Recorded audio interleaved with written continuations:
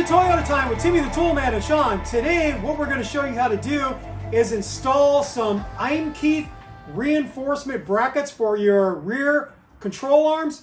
And we're also going to be installing these sweet rear control arms from Offroad. Our friend Jason Harbert sells these and they are awesome. The video is mostly going to focus on the installation of the Eimkeith brackets because we don't have a video in existence for that yet, but we do have a dedicated video for installing these beautiful control arms. And so we're not going to put as much effort into the instructions for these as we are for the installation of the brackets. If you did click on this video looking for detailed instructions for the Offroad control arms, click on the link above and you can watch our video on that install. That will give you everything you need to properly install these. Getting back to these Eimkeith reinforcement brackets, this bigger one here is a reinforcement / skid plate for the bottom rear control arm on the frame side. A lot of people end up smacking these on rocks, and this protects the frame bracket really nicely. And then for the upper rear control arms, this bracket goes on the axle side. Both of these brackets came about from known failures that people have had on their 3rd gen 4Runners, and that's why Keith designed these to improve on the structural integrity of the brackets that support the rear control arms. Keith doesn't just make reinforcement parts for 3rd generation 4Runners, he makes them for a whole host of Toyota and Lexus SUVs and trucks. And he also makes things like a rear bumper. So check out his website and see what he has to offer. We will put a link to his website in the video description. The installation of these Eimkeith brackets requires some welding. So if you don't have a welder, you have the choice of buying a welder and teaching yourself how to weld, or you can farm this out to a known good welder in your area and do it that way. I'm a very novice welder. I do own a decent welder from Hobart, but because of my poor eyesight, I'm 59 years old, I don't have the eyesight of a 20-year-old, and basically just from my skill, I'm just not the greatest welder. I do have in attendance Sean and Chris, who are better welders than me. So if I start messing up really bad, I will farm out the welding to them and let them do the welding for me. So hopefully it's going to be a good day for me welding and I'll be able to do all the welding myself, but who knows? We'll find out later in the video. With all that said, let's get out to the truck and get started with this job. The first thing we're going to do is we're going to clean up the inside of the Eimkeith brackets with some acetone, and we're going to spray it with some black steel paint because after the control arms are installed, you're going to have a hard time getting paint where you want it on the inside. So you want to protect these as best you can so you limit the amount of corrosion. We've got the truck backed in partway into my garage. We got it jacked up in the rear end. We've got the truck supported on either side on the rock rails. We've got chocks in the front so my truck doesn't go rolling down the driveway. We disconnected my limit straps, and now we're going to continue to work on disconnecting other things so we can get the axle to full droop so we can pull the coil springs out. The reason why we want to pull the coil springs out is to have an easier time welding on the reinforcement brackets on the axle. You can easily see with the spring there, it's going to get in our way. So we're going to do things like disconnecting the Panhard bar. We're going to disconnect some of the brackets that hold the metal brake line to the axle. We're going to disconnect clips for the ABS lines, that sort of thing. So when we get the full droop, nothing is going to get super tight and broken. So that's the whole goal, is to be able to get it to full droop without breaking an ABS line, bending brake line, that sort of thing. Next, we're going to start disconnecting some of these components. I'm going to disconnect the Panhard bar. It's a 17mm bolt nut. And there's still some tension on this, so we'll have to play around with the height of the rear axle to take pressure off the bolt so we can drive it through. We jacked up the rear end a little bit. I'm tapping on the bolt with a brass hammer. It's going out pretty easy and I got it out. With just the driver's side connection for the Panhard bar disconnected, we think we're going to have enough room to get in there and weld, and the Panhard bar is not going to get in our way. Right now the axle is jacked up quite a bit, but Chris is going to lower it and we're going to see how much room we have to get in there and weld. And it looks like we're going to have plenty of room. So what we're going to do is just zip tie the Panhard bar up to the cross member above to get it out of our way. I'm going to disconnect both of the rear sway bar end links to get more droop out of the rear end. You can hold on to this part of the end link with the 14 millimeter and then get on here with the 12 millimeter to zip it off. I'm using a swivel so I can get in there.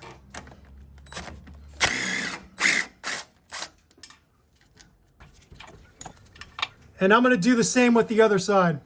I'm now working on disconnecting clips for the ABS line.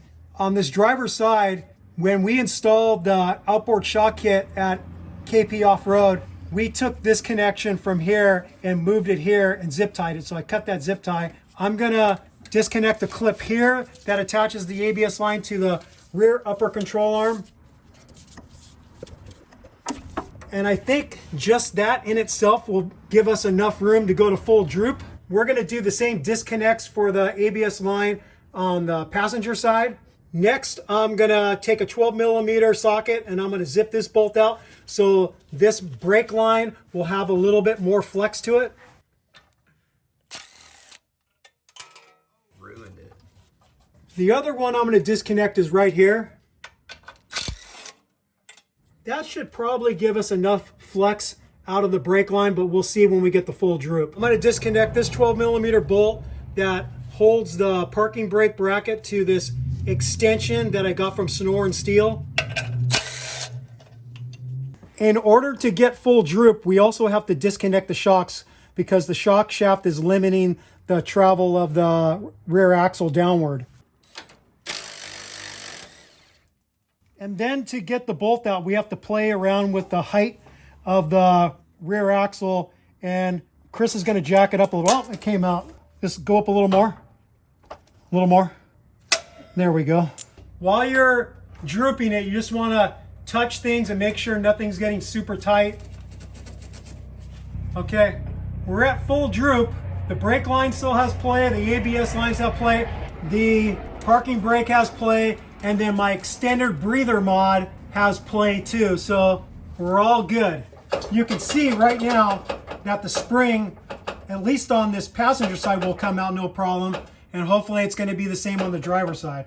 So there's a couple different ways you can get the spring out. You can either use the assistance of a buddy to put a little weight on this to flex it a little bit and you can pull the spring out. Or you can get yourself a pry bar and get underneath here and flex it a little bit and pull it out. Just like that. So we'll do the same on the other side. Yep, there it is. Easy peasy. Now that we got the axle at full droop, we're going to start disconnecting the rear control arms from the frame and the axle. We're currently working on the passenger side. You'll notice I have these Lotus brackets to help protect the rear control arm mount on the frame. And these were a birthday gift for me a long time ago. Sean and a bunch of other guys bought them for me, and I appreciate it. But we did learn from our buddy Chris, who is in attendance today, that his bracket took a hit when he was four-wheeling, and it did nothing to protect his bracket. It ended up bending the shit out of it. So I don't know if these Lotus brackets are still in production, but we don't recommend them because they really don't do a good job protecting your frame bracket for the lower control arm. We recommend the Eimkeith brackets that we're installing today. Now that we got those Lotus brackets out of the way, we're finally ready to remove the control arms. What you want to do is work on one side at a time. If you take out all four control arms at one time, the axle is going to rotate and drop on you, which would be a bad thing. So only work on one side at a time. I'm going to disconnect the lower control arm first. It's held in with a 19mm bolt and nut. And these might fight you a little bit coming out because once you loosen them, there could be a little bit of a shift of the rear end. So I'm just going to leave that one here for now, and I'm going to break free the side on the axle.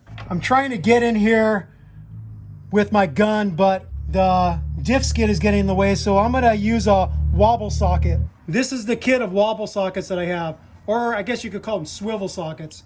So it's got a built-in swivel, which is nice. So you don't actually have to hook up a separate swivel to your socket.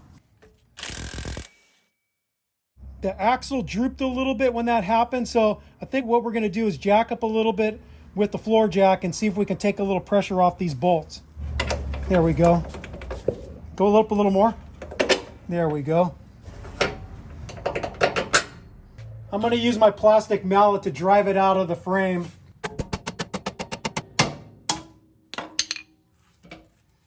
This has this little camel hump on it.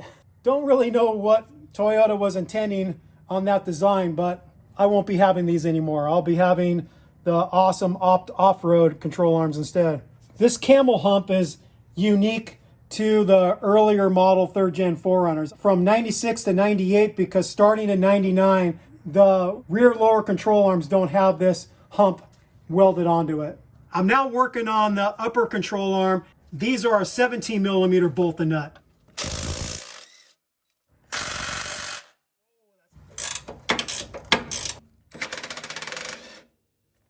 We've got both of the nuts off of the bolts, and now I'm going to try to get these bolts out.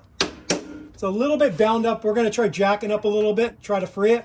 The bolt is fighting me coming out. It's fairly aligned, but I'm going to assist it with a brass drift and just pop it out.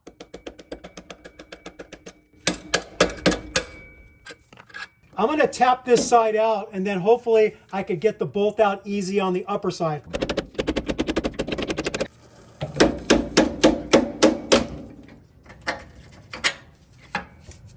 And so we've got this little pinner upper control arm out. We're going to look at the fitment of the lower control arm bracket.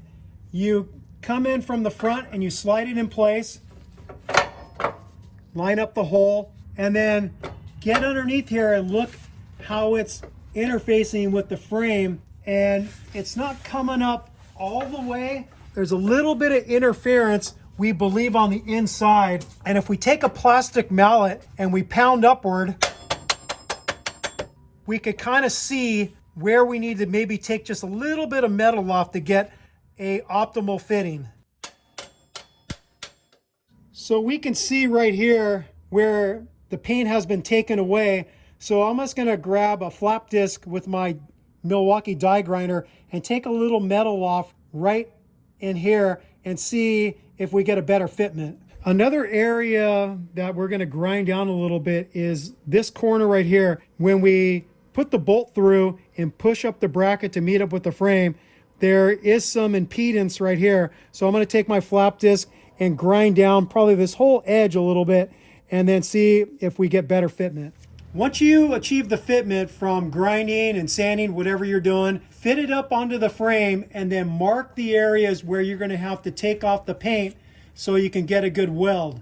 So I'm just going to be tracing the outline of the bracket on the frame to let me know where I need to take my stripping disc and clean off the paint. Because if you are trying to weld over a painted area, you're going to get porosity and you're not going to get a good weld. Taking a look at the bracket that we were working on compared to the one we haven't worked on yet, you can see all the areas that we took off some material. We took some off of this front edge. We took quite a bit off this edge. That was the area we probably took the most off. And then we took some off in this area too, because basically on the inside edge, we were getting contact with the frame. On the outside edge, there was a pretty big gap, mainly in this area where the Eimkeith logo is. And so we kept on taking off material in the areas where we could see it was hitting on the inside to get a tighter gap on the outside. And we finally got it to where we want. We might even take a clamp and bend this in just a little bit to get it closer to the frame, or if you wanted, you could probably hit it with a hammer, but nice big wide clamp is going to work well to push it in a little more to get it closer. This is going to be frame dependent. I don't believe every one of these frames was made exactly from the factory, and so that's why you're going to find that you might have to grind a little bit here, a little bit there to get the fitment that you want to get a nice gap that you can weld. Before you start welding, disconnect your battery so you don't fry your ECU. We fit the upper control arm bracket onto the axle. We found that we needed to take off a little material on this corner. We took material off right here, and then we got in with a flat file because we couldn't get in with one of our discs, and we filed this edge down, kind of beveled it a little bit, and then we were able to get a pretty good fitment. My butt-built skid plate got in the way a little bit. There's a bracket right here that I had to remove because the Eimkeith bracket is going to be coming down as far as there, so it's going to be interesting if I will be able to get this bracket back in place. Maybe do a little grinding after we weld it in place, but I think it's going to work out. And then after we get the proper fitment, I marked the outline with a paint pen of everywhere I need to clean up the metal so I get good welds. So I took a mild disc on my die grinder and just cleaned off all the paint in the areas where we're going to be welding. I also have to clean up the bracket too to get a good weld. So I'm going to go around the whole edge and just get nice clean metal. This Milwaukee die grinder really comes in handy for this type of thing. Whether you're sanding with a flap disc like this, or you have just a abrasive disc like this to remove paint, it comes in really handy. So I'm just gonna use this to clean up this bracket. We're getting ready to weld, and one trick that we learned from Chris is that there's a chance that this gap in the bracket might close up on you, and then you're going to have a hard time getting your control arms in. So the trick is you take an aluminum can, you cut out a section with some scissors, and then you drill a hole in it that's the size of the bolt, and then you put the aluminum can shim in between the bracket and the sleeve. So if it does close up a little bit, this aluminum can is going to give you that little bit of amount of wiggle room to where you can get the control arm back in. So we're just installing this as a demonstration. That's what you want to do. Now I'm going to slide the bracket in place.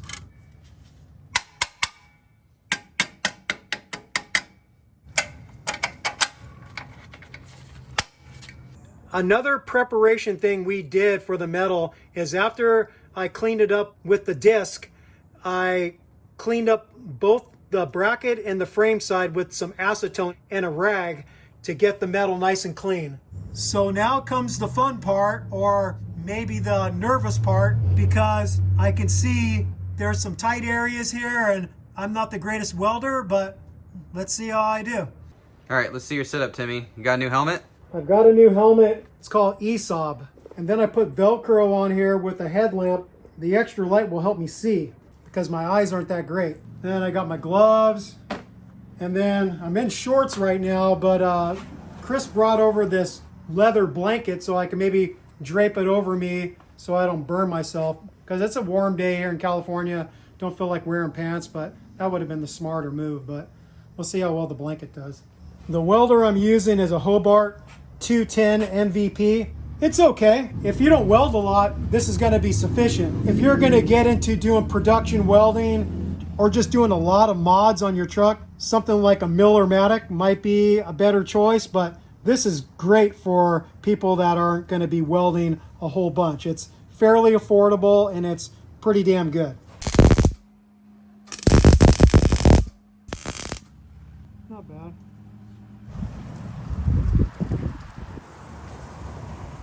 That was a close one, Timmy. Yeah, almost got busted by the popo. If there was a ticket for bad welding, they would have threw the book at me because my welding sucks. I've got this axle bracket welded on pretty poorly, and there's these little corner pieces that you can put on here, but I'm not seeing the real need for it, so I think I'm just gonna leave it off. I didn't weld all the way on the top around here because I was a little bit worried about getting a little bit of bleed over of the weld, and then I would have a hard time getting the control arm in, so I didn't really weld the top part of the circle on both sides. So that's personal preference. You can try to weld it if you're a much better welder than me, and there it is there. So we're just gonna clean it up and hopefully the paint hides my crappy welds. While we're waiting for the paint to dry on the brackets, we're setting up the length for the Offroad control arms. At this point, I'm gonna keep the lowers at the same length. So what we have right here is we have the Offroad one on top of the OEM one, and we got the bolts going through to let us know that that's about right. And then we're just gonna slightly cinch up these jam nuts so the Johnny joint can't move when we're getting them into position. You'll see that built into the control arms are these nice flat edges that you can get a wrench on. So that's a nice design. Another thing we want to mention is we want the Zerk fitting holes facing the same direction on both Johnny joints. And when I install the arm, I want them facing up to have an easier time to be able to grease them. And then another thing is if they're facing downward, they have a much better chance of getting sheared off while I'm four-wheeling by rock hitting them. So if you want to adjust the length, back off the jam nuts on both ends, and then you can just turn the shaft the direction you need it to turn to either contract it or elongate it. We put the Zerk fittings in after we got the control arms in, and that's not necessarily a good idea. We're still able to get them in, but it's better to install them before you put the control arm on the truck. Another thing to note is that because you're adding some extra width with the bracket on the frame side, the bolt isn't quite long enough, at least in my opinion.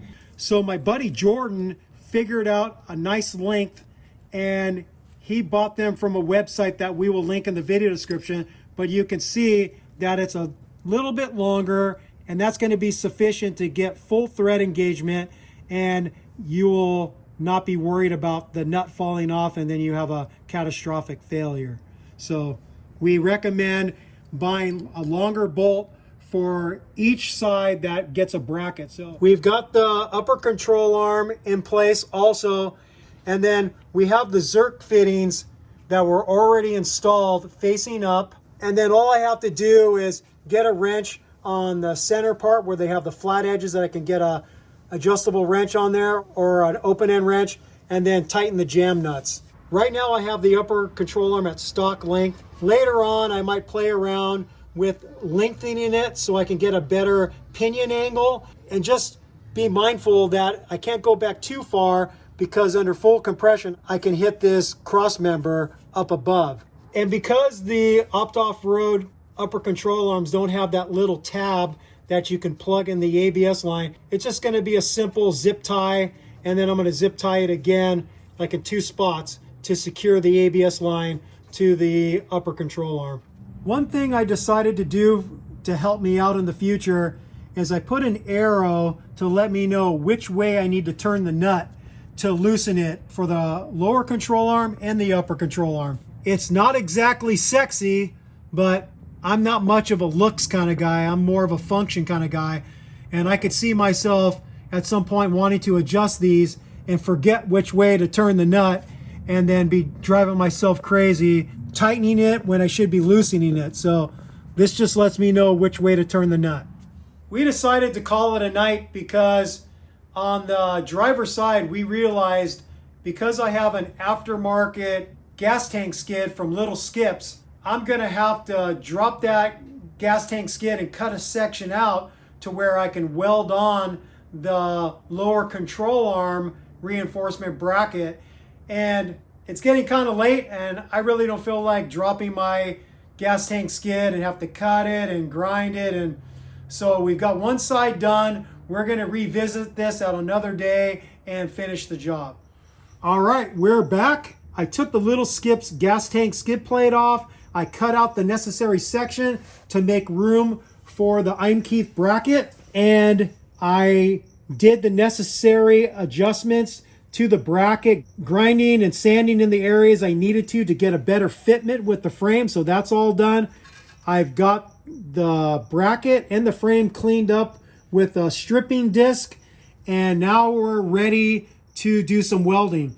If you have an OEM skid plate, that doesn't need to be altered like my little skid plate needed to be altered, but I would still remove that skid plate to give you more room to weld on the inside here. With the skid plate out of the way, you're going to be able to get your welding tip in there and get more of the inside welded. You're not going to be able to weld all of it because the gas tank's in your way, and I wouldn't suggest removing the gas tank unless you're really OCD and you're worried about it, but you're going to be able to weld enough on the inside of the frame rail where it's not going to go anywhere. And then maybe one day, if you have to drop the tank to replace a fuel pump or whatever, then that would be the time to maybe finish off the welding. But I would not go through the pains of removing your gas tank in order to get a complete weld on the inside of the frame rail. I think that would be a big waste of time.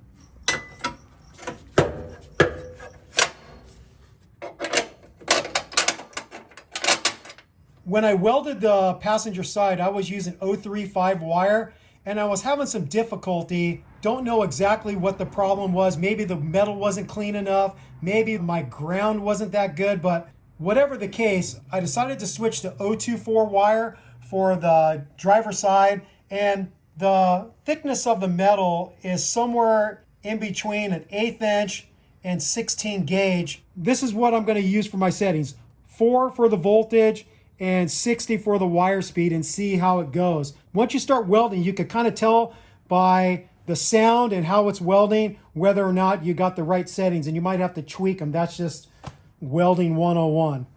So here's my welding on this one. I had some moments of excellence, but most of it is just mediocre welding, but it will hold. I'm not going to win any awards for my laying dimes welding. If you're just getting into welding, it's a whole different ball game. When you're welding in a very comfortable position, like on a welding table with perfect lighting and everything. But then as soon as you start welding on the frame and the lighting isn't great and you're in uncomfortable positions, then it gets really hard. And so a guy like Tanner at KP Offroad, he can weld in any position that I saw him weld in, and they all came out beautiful. So that's the difference between a novice welder and a professional welder. A professional welder can weld well in all different situations, and I'm not a professional welder in the least bit. So whatever. I cleaned up the metal with some acetone, and now I'm going to shoot it with black steel at paint. I finished installing the upper control arm bracket on the axle side. I think I did a decent job welding on that side, but again, it won't win any awards. And then now we're getting the control arms back in. The torque spec for the lower control arm bolts and nuts is 107 foot-pounds, and then the torque value for the bolt nut combo for the upper control arm is 64 foot-pounds. If you don't have aftermarket control arms, or you replaced your OEM bushings with polyurethane bushings, if you have OEM rubber bushings, you're going to want to torque the control arm bolts and nuts with the weight of the vehicle on its tires. Because if you tighten up the control arms at a droop, then when you put the weight of the vehicle on the tires, the bushings will be constantly in a bind. But if you have poly bushings or a Johnny joint, it doesn't matter. You can torque the bolts and nuts at a droop at any position, and it doesn't really matter because they move freely with the rear end. They don't bind up like the rubber OEM bushings do. We wanted to show you a potential issue with the upper control arm bracket that welds to the axle housing. On the passenger side, this wing doesn't seem to get in the way with aftermarket coils. These are OME 861s. They are normally on a Land Cruiser and they're wider than OEM. You can see that there is some space between this wing and the coils, so I doubt I'm going to get any rubbing. Maybe under extreme flex I might get some rubbing, but who knows. But then on the driver's side, you can see I cut out a pretty good section of this wing. And the reason why we did that is from experience. Sean has the same springs I have, the 861s, and he noticed that on the driver's side, this wing of the bracket was hitting the coil. So what I did is I just took my die grinder with a cutting wheel and I cut out most of that wing to make sure I'm not going to get any rubbing. It clearly would have been rubbing hard down in this bottom section right here. I probably didn't need to take off quite that much, but whatever. And it's nicely welded over here, so it's not a big deal. So that's just something you might notice yourself if you have aftermarket coil springs that are wider than OEM. Because we removed the Panhard bar to get more articulation out of the axle so we can have an easier time getting the coil springs out, we had to reinstall it, and the torque value for this bolt and nut combo is 64 foot-pounds. All right, we're all done with this job. You just saw us install some Eimkeith rear control arm reinforcement brackets on a third generation Toyota 4Runner. If you four-wheel quite a bit and you're rough on your rig, this might be a modification you want to do. I held out for a while, but then I decided it was time that I put these reinforcement brackets on because I don't want to have a failure of one of the brackets, or I come down on a rock and smash one of the brackets. So it's good protection for your rig. When it comes to the welding, it's going to be up to you how you do it. You can buy a welder like I did and teach yourself how to MIG weld satisfactorily. I don't think I'm ever going to be a professional welder laying dimes like some of these guys do, like my buddy Tanner who owns KP Offroad. I don't think I'm ever going to get there. But I got them on pretty damn good, and I'm okay with my ugly welds. And then the other thing that we put on at the same time was some sweet Off-Road beefy rear control arms that are adjustable, so you could dial in your pinion angle if you choose to, or you could just keep it at the stock lengths, which is where I have them right now. At some point in the future, I might mess around with trying to get my pinion angle a little bit better, but for now, I'm just gonna keep the arms at stock length. So thank you, Keith, for making these sweet reinforcement brackets for third generation 4Runner owners, and for making brackets for other platforms and your cool rear bumper. We appreciate you, Keith, and we will hopefully be working again with you in the future. And we want to thank Jason Harbert that owns Off-Road. He sells a lot of cool things for off-road rigs, everything under the sun. So we will link Keith's website and Jason's Off-Road website in the video description, and check them out for your off-road sick mods needs. With all that said, we thank you for watching Toyota Time with Timmy the Toolman and Sean. We will of course be back with more videos. Thank you for watching. Thank you for subscribing. If you haven't subscribed yet, I don't know what you're waiting for. Click on that subscribe button and also click on that notification bell if you'd like to be notified when we put up new content on our channel, which we are always putting up helpful and sick mods kind of content, so don't miss out. Peace out. Happy wrenching. Bye-bye.